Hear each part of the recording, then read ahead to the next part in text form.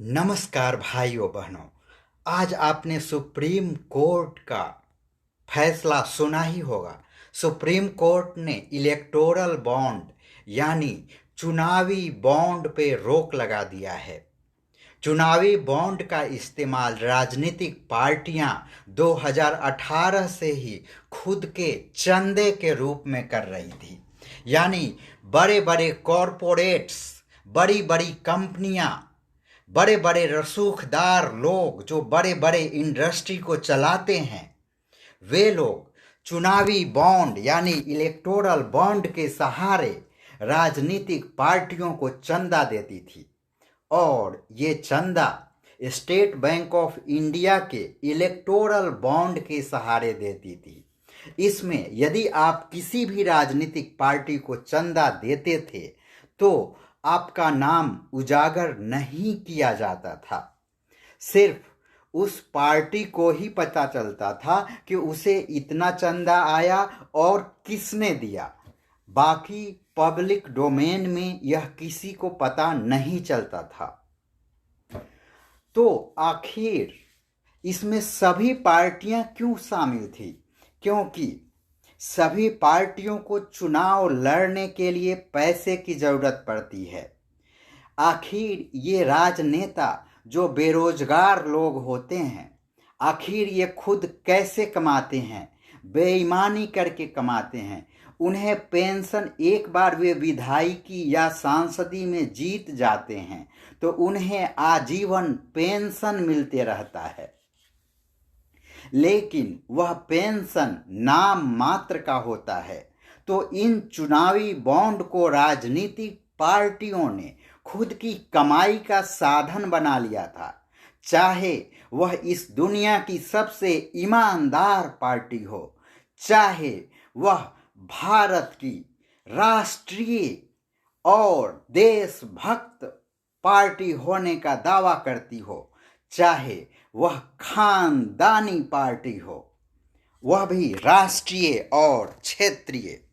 तो गाइज, आखिर ये सभी पार्टियां इलेक्टोरल बॉन्ड के थ्रू चंदा क्यों लेती थी? क्योंकि इसके थ्रू उन्हें मोटा रकम मिल जाता था और जनता को पता ही नहीं चलता था कि आखिर इस पार्टी को किसने कितना चंदा दिया। यानी यह एक तरीका था ब्लैक मनी को फाइट करने का। यह एक तरीका था कॉरपोरेट्स घरानों के लिए राजनीतिक पार्टियों को रिश्वत देने का। जेनरली कॉरपोरेट्स घराने उन पार्टियों को ज़्यादा चंदा देती थी जिनकी किसी राज्य में सरकार हो या फिर पूरे भारत में जिसकी सरकार हो।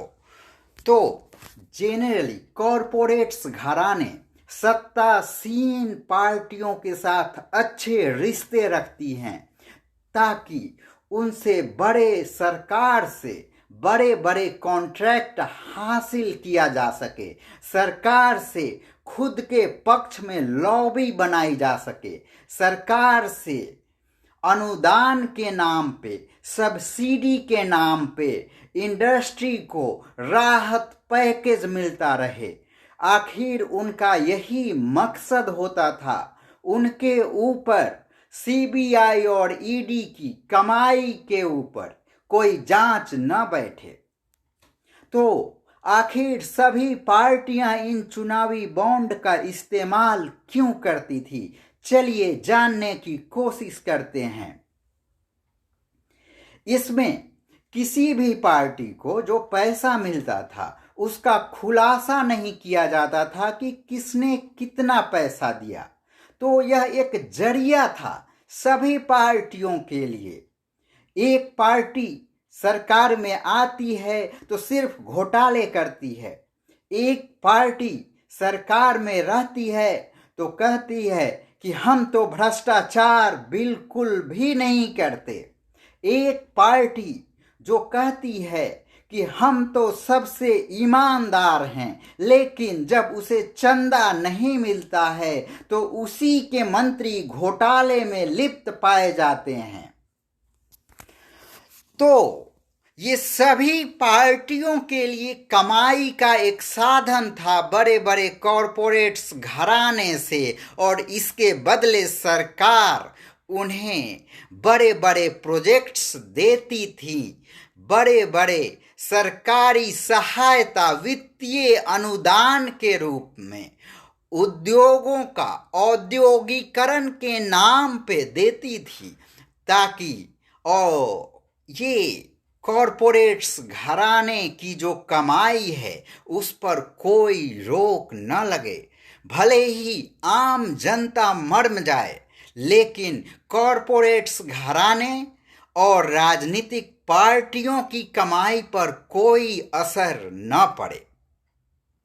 अब आप कहेंगे कि मैं बार बार कॉरपोरेट्स घराना क्यों बोल रहा हूं, मैं कॉरपोरेट्स वर्ल्ड भी तो बोल सकता था। मैं कॉरपोरेट्स घराना इसलिए बोल रहा हूं क्योंकि भारतवर्ष में बहुत सारी कंपनियां आज़ादी के पहले की है। आप सोचिए, आज़ादी के पहले एक किसान, एक आम आदमी स्वतंत्र रूप से ट्रेन का सफर नहीं कर सकता था।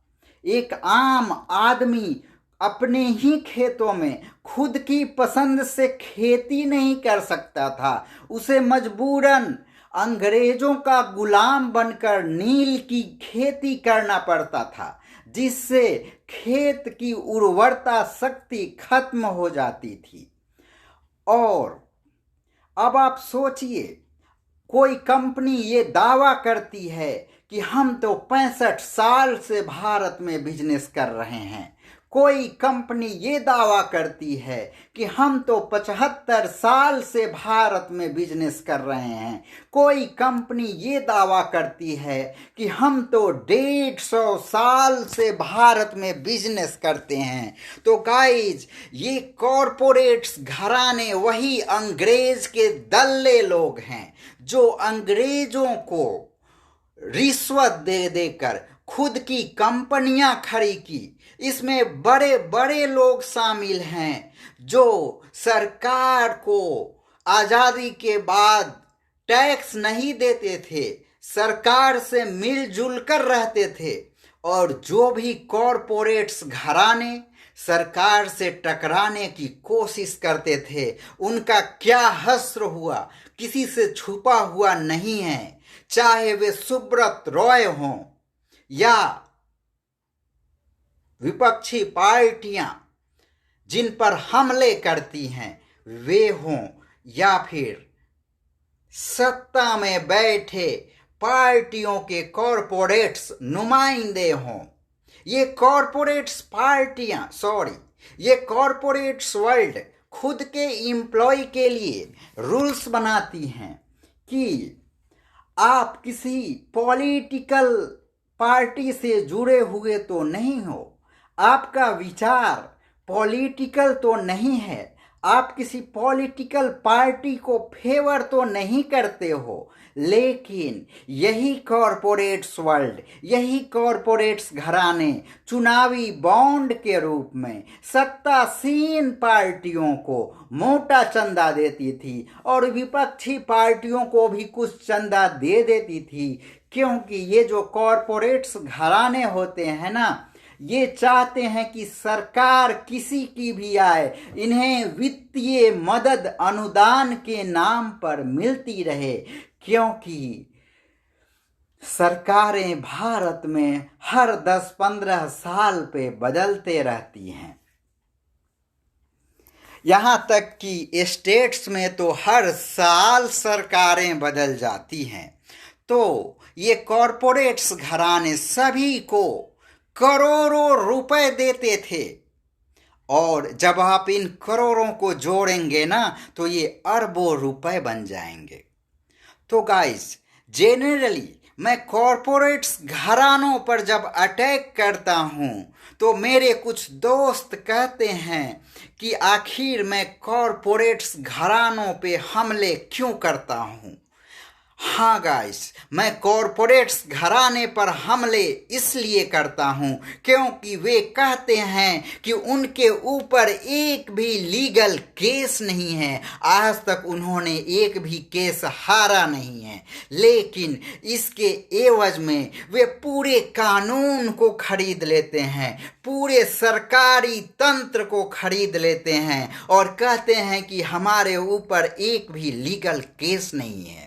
आजादी के पहले से भारत में जो कंपनियां हैं, आखिर उनकी देशभक्ति पे हम शक क्यों न करें। जो अंग्रेजों के दल्ले थे, अंग्रेजों के चमचागिरी करते थे और उसके बदले अंग्रेज उन्हें भारत में फैक्ट्री संचालन करने की अनुमति देते थे। तो ये अंग्रेज के दल्ले अंग्रेज को उस वक्त कर देते थे, अंग्रेजों को कर देते थे, यानी टैक्स देते थे और अंग्रेजों की दलाली करते थे। आम जनता के विरुद्ध आम जनता का एम्प्लॉय के तौर पे, खुद के वर्कर्स के तौर पे कम सैलरी देकर उनका खून चूसते थे। गाइस, आप कहोगे कि आज के कॉरपोरेट वर्ल्ड में कंपनियां एम्प्लॉयज का, वर्कर्स का खून नहीं चूसती हैं, तो ऐसी बात नहीं है गाइस।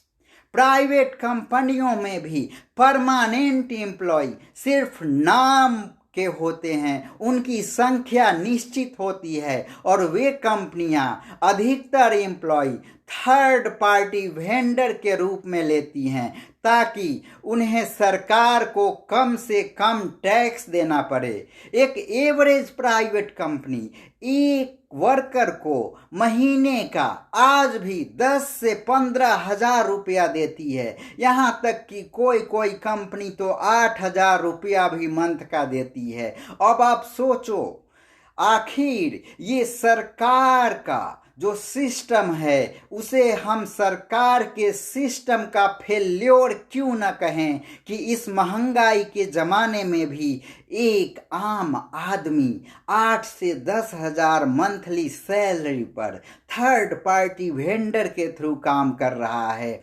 आज मैक्सिमम सरकारी चीज़ों का निजीकरण कर दिया गया है।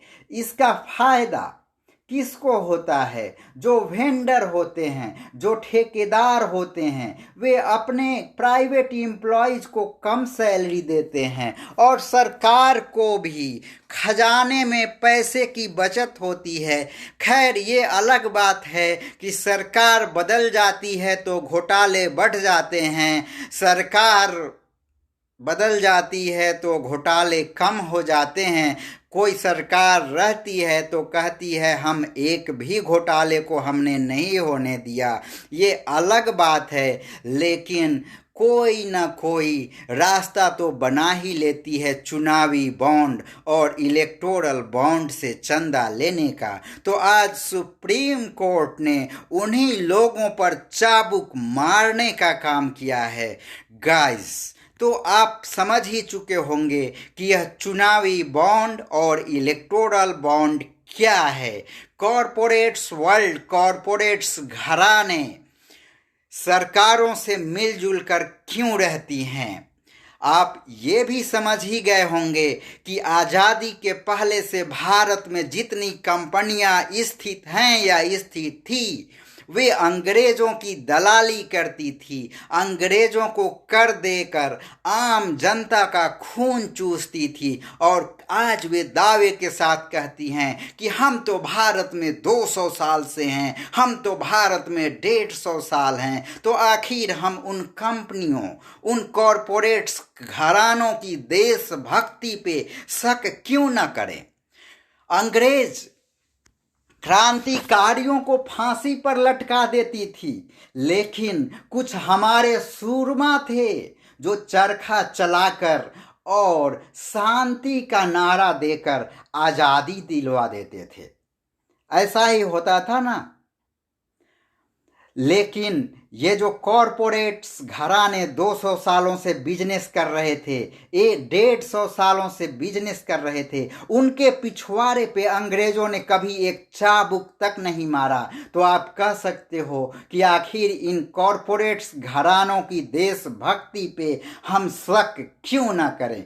आखिर ये कॉरपोरेट्स घराने खुद की कमाई का बड़ा हिस्सा विदेशी बैंकों में भी क्यों रखते हैं, ताकि यदि भारत सरकार का यानी जिन पार्टियों से उनके रिश्ते अच्छे नहीं हैं उनका चाबुक पड़े, या फिर कभी कभार यदि सुप्रीम कोर्ट का भी चाबुक पड़ जाए तो वे फॉरेन में शिफ्ट हो सकें। इसलिए वे फॉरेन में भी कुछ बैंकों में पैसा रखती हैं। यहाँ तक कि बड़े बड़े कॉरपोरेट्स तो फॉरेन की नागरिकता भी ले लेते हैं, ताकि यदि भारत छोड़कर जाना भी पड़े तो एक दूसरा घराना तो फॉरेन में रहे। बहुत बहुत धन्यवाद दोस्तों।